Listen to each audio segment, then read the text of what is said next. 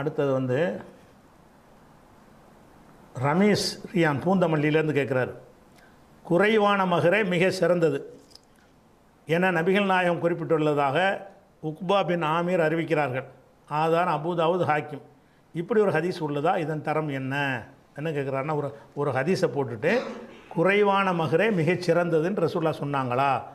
அப்படி குறைவான மகர் தான் மகர் கொடுக்கணும். கல்யாணம் பண்ணும்போது பெண்ணுக்கு எவ்வளோ கம்மியாக இருக்குது அது நல்லது.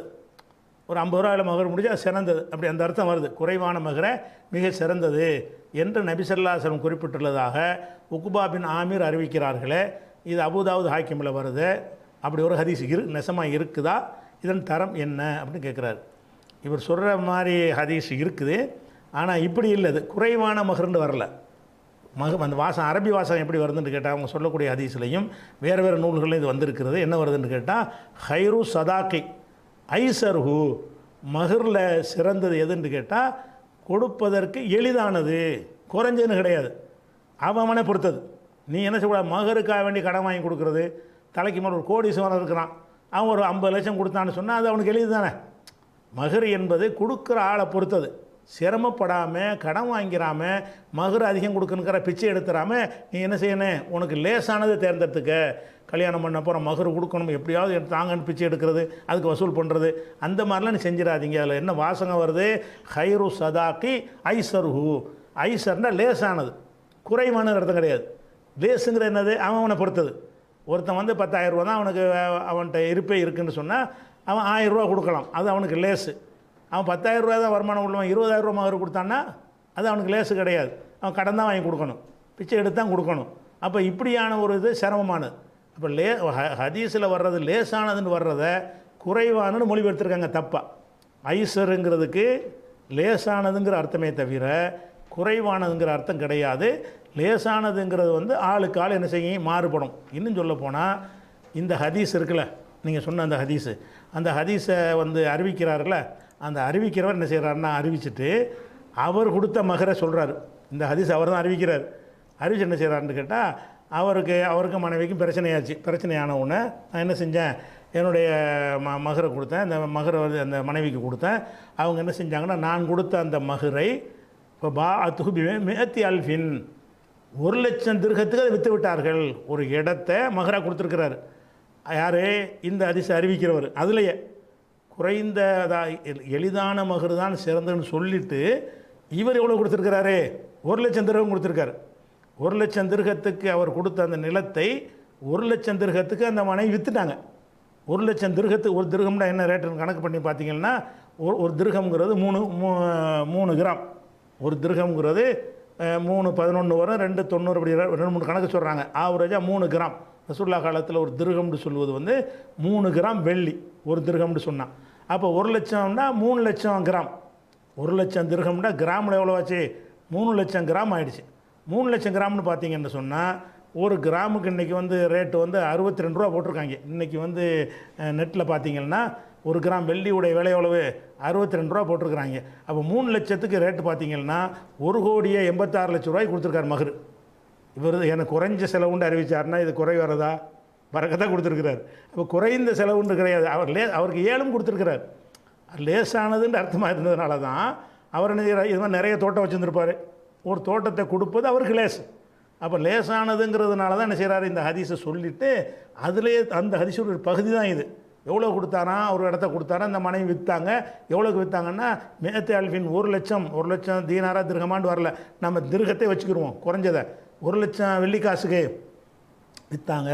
1,00,000 வெள்ளிக்காசுக்கு இன்றைய மார்க்கெட்டு மதிப்பிறகு பார்த்திங்கன்னா 1,86,2 கோடி ரூபான்னு வைங்களேன்.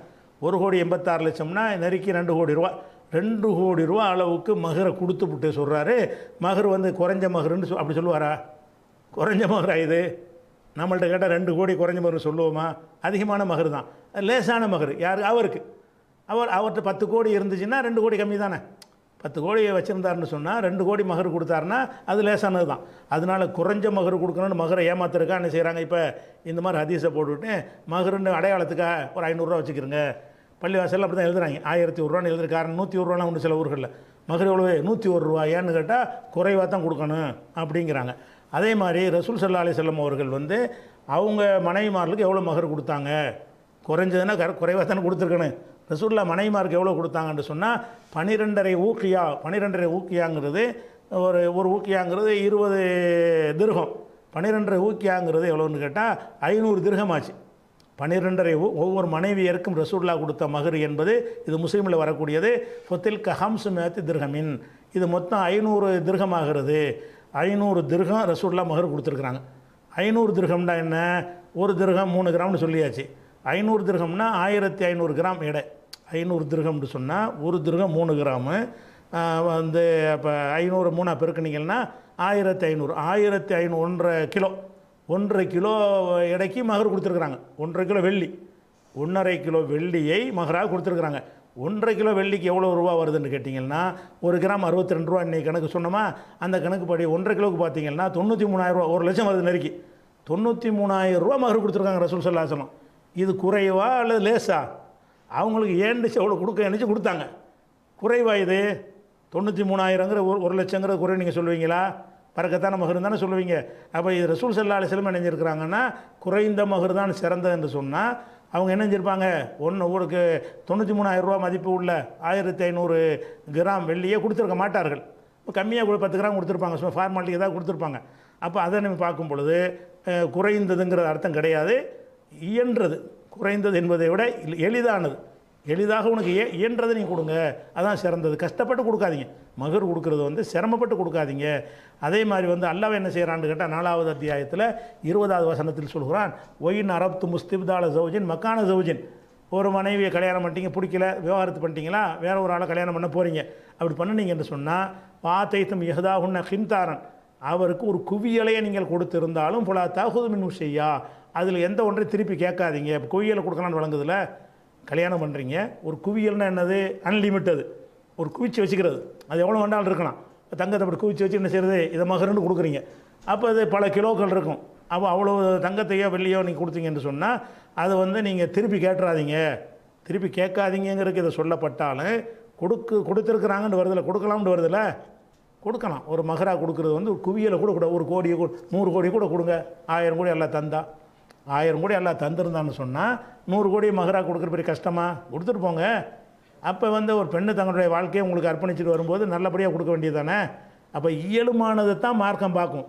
அலல் மூசிய கதிர்ஹு அலல் முக்குத்திரி கதிர்ஹு. விவாகரத்துக்கு பிறகு அவங்களுக்கு ஈட்டு தொகை கொடுக்கறத பற்றி அல்லாஹ் பேசும் பொழுது வசதி உள்ளவன் அவனுடைய வசதிக்கு ஏற்ப கொடுக்க வேண்டும், வசதி இல்லாதவன் அதுக்கு தகுந்தவாறு கொடுக்கணும்னு அல்லாஹ் தீர்மானிச்சிருக்கிறான். அதனால் இதில் வந்து குவியலை கொடுக்கறத அனுமதிக்கிற மாதிரி 4வது அத்தியாயத்தில் 20வது வசனத்தில் என்ன?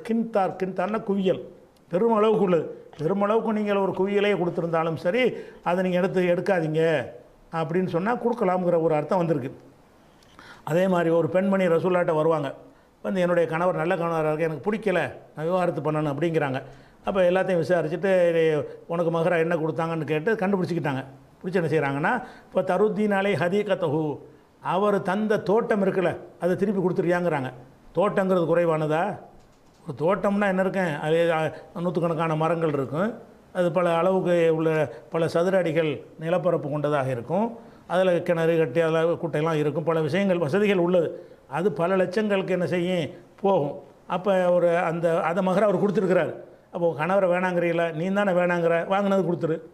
வேணான்னு நீ சொல்வாயானால் நீ வாங்கின மகர் என்ன செஞ்சிரு? திருப்பி கொடுத்துட்றியா? கொடுத்துட்றேன். வாங்கி கொடுத்துட்டாங்க.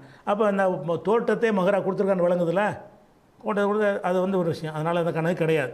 அதே மாதிரி வந்து இவர் அப்துல் ரஹ்மான் பின் அவுஃப் கல்யாணம் பண்ணிட்டு வருவார், நறுமணம் பூசிகிட்டு இருப்பார். என்னப்பா என்ன வாசம் மனமாக இருக்கிறிய, எனக்கு கல்யாணம் ஆச்சு அப்படியான்னு சொல்லிட்டு என்ன மகரா கொடுத்தேன்னு கேட்குறாங்க.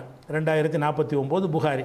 என்ன மகரா கொடுத்த? அவர் என்ன செய்கிறாருன்னு கேட்டால், ஒரு நவாத்துன்னு சொன்னால் ஒரு 5 கிராம் உடைய தங்கத்துக்கு நவாத்தும்பாங்க, 5 கிராம் பேரிச்சங்கொட்டையும்பாங்க. அது கிராமில் சொன்னால் 5 கிராம். 5 கிராம் தங்கத்துக்கு நான் நினைஞ்சேன் வந்து மகரா கொடுத்தேன். 5 கிராம் தங்கம் என்ன ரேட்டு? 1 கிராம் தங்கம் வந்து 4650 ரூபா இன்றைக்கி ரேட்டுக்கு. இன்றைக்கி மார்க்கெட்டில் பார்த்திங்கன்னா 4650 ரூபா வருது 1 கிராமுக்கு. அப்போ வந்து 5 கிராம்னா 5 திர்ஹம், 5 திர்ஹம்னு சொன்னால் 15 கிராம் ஆயிரும். 5 திர்ஹம்னு சொன்னால் 15 கிராம் கணக்கு வந்துடும். 15 கிராமுக்கு எவ்வளோ ரேட்டு பார்த்திங்கன்னா 69,750, அது 70,000 ரூபா வந்துடுது. அப்போ அவர் என்ன ஆரம்ப கட்டம் பணக்காரர் ஆவலவது அப்போ தான் வியாபாரத்தை ஆரம்பிக்கிறார் அப்துல் ரஹ்மான் பின் அவுஃப். அதுக்கு பிறகு பெரிய கோடீஸ்வரன் ஆகிட்டார். அந்த நேரத்தில் என்ன செய்கிறாரு, மகர் முடிஞ்ச அளவுக்கு மகர் கொடுக்கணும்னு அவர் சக்திக்கு என்ன செய்கிறது, இது ஏன்றது 69,000 ரூபா மதிப்புள்ள கொடுத்துருக்காருன்னு வருது. அதனால் குறைந்த மகர் என்று மார்க்கத்தில் கிடையாது. மகர் என்பதெல்லாம் கொடுக்குறவனுடைய சக்தியை பொறுத்த ஒரு விஷயம். சக்தியை பொறுத்து என்ன செய்யணும், நல்லபடியாக கொடுக்கணும், மனசார கொடுக்கணும். அப்போ முவந்து கொடுக்கணும். அது எப்படிப்பட்டதாக இருக்கணும், நமக்கு இல்லற வாழ்க்கைக்கு வர்றாங்க, நமக்கு சுமையை சுமக்கிறதுக்கு வர்றாங்க, நம்ம வாரிசை சுமக்கிறாங்க, நமக்காக கஷ்டப்பட போகிறாங்க, அவங்க நல்லபடியாக வைத்துக்கொள்வோம் அப்படின்னு நினைத்து என்ன செய்யணும், நல்லா சிரமப்படாமல், வட்டி வாங்காமல், கடன் வாங்காமல், யார்ட்டையும் பிச்சை வாங்காமல், தர்மம் வாங்காமல், உங்கள்கிட்ட இருக்கிறத கொண்டு எவ்வளவு கொடுத்தால் உங்களுக்கு சிரமம் இல்லாமல் இருக்கும் அப்படின்னு கணக்கு பண்ணி என்ன செய்யணும், மகரை கொடுக்கணும். இதுதான் அளவை தவிர லிமிட்லாம் கம்மியாகவும் கொடுத்துருக்குறாங்க. ஒருத்தர்கிட்ட கேட்குறாங்க, ஒன்றுமே இல்லைம்பாரு, ஒரு இரும்பு மோதிரம் கூட இல்லையான்னு கேட்பாங்க. இப்போ இல்லாதவருக்கு அதுவும் தான் மகர். அப்போ மகர் என்பது ஒரு ஒன்றுமே இல்லாமல் கூட இருக்கலாம். ஒரு அந்த உம்மு சுலைம் இருக்காங்கல்ல, அவங்க என்ன செய்வாங்க, அபுத்தல்காவை மனம் பேசும்போது, நீ இஸ்லாத்தை ஏற்றுக்க, அதே மகரை ஏற்றுக்கிறேன், எனக்கு மகர்லாம் வேணாம் அப்படின்னு சொல்கிறாங்க. அப்போ ஒருத்தருடைய நன்னடத்தையே வச்சு நீங்கள் நல்ல ஆளாக இருக்கிறீங்க, நீங்கள் நல்ல மாப்பிள்ளையை கிடைச்சது எனக்கு போதும், மகர் வேணான்னு சொல்லிக்கிறலாம். வேணும்னா வாங்கிக்கிடலாம், கம்மியாக வாங்கிக்கிடலாம். அது இவங்க சைடில் உள்ளது. இவங்க சைடில் உள்ளது என்னென்னு கேட்டால் சிரமம் இல்லாமல் பார்த்துக்கணும். சரியா, அது ஒரு விஷயம்.